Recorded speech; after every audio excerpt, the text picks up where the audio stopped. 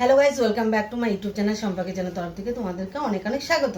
তো আজকের রেসিপিটা হচ্ছে আলু পাপড়ের ডালনা। তো কিভাবে বানাবো তা চলো দেখাই। তো এই রেসিপিটার জন্য আমার কি কি লাগবে: হলুদ গুঁড়ো, জিরের গুঁড়ো, আর ফোড়ন লাগছে আমার তেজপাতা, শুকনো লঙ্কা, আর গরম মশলাটা আমি পেস্ট করে নেব।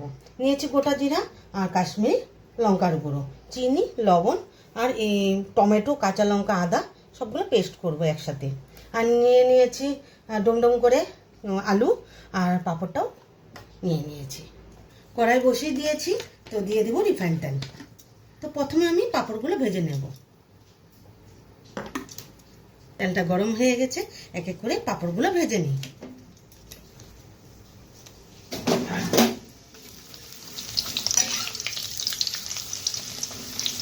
তো সবগুলো পাঁপড় আমি ভেজে নিয়েছি।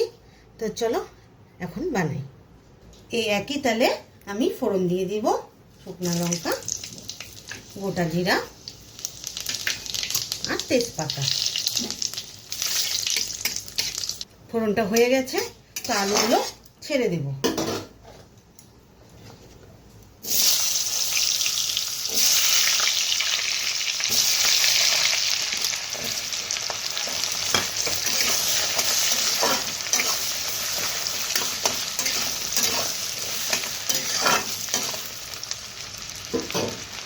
আলুগুলো হালকা হালকা ভেজে নিয়েছি, তো মশলাটা আমি দিয়ে দিব।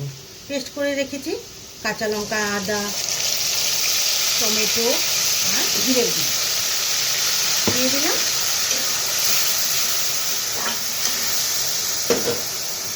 তো এর মধ্যে দিয়ে দিব স্বাদ মতো লবণ,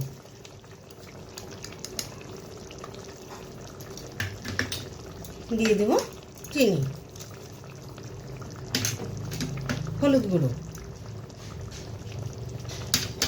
কাশ্মীরি লঙ্কার গুঁড়ো। তো ভালোভাবে নেড়ে কষে নেব।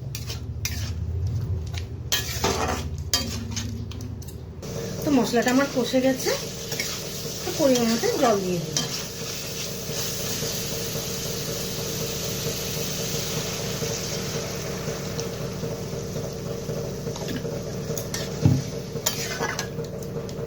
তো কিছুক্ষণ সময়ের জন্য ঢেকে রাখবো। তো ঢাকনাটা উঠিয়ে দিই, পাঁপড়গুলো ছেড়ে দেব। একটু ভেঙে ভেঙে পাঁপড়গুলো দিয়ে দেব।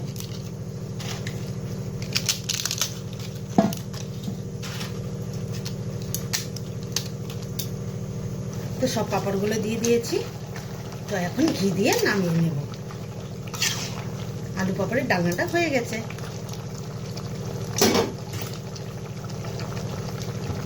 তো ঘি দিয়ে দিই।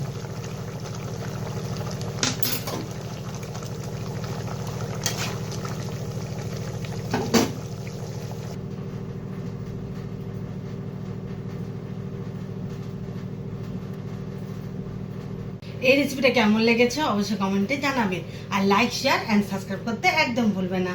বাই।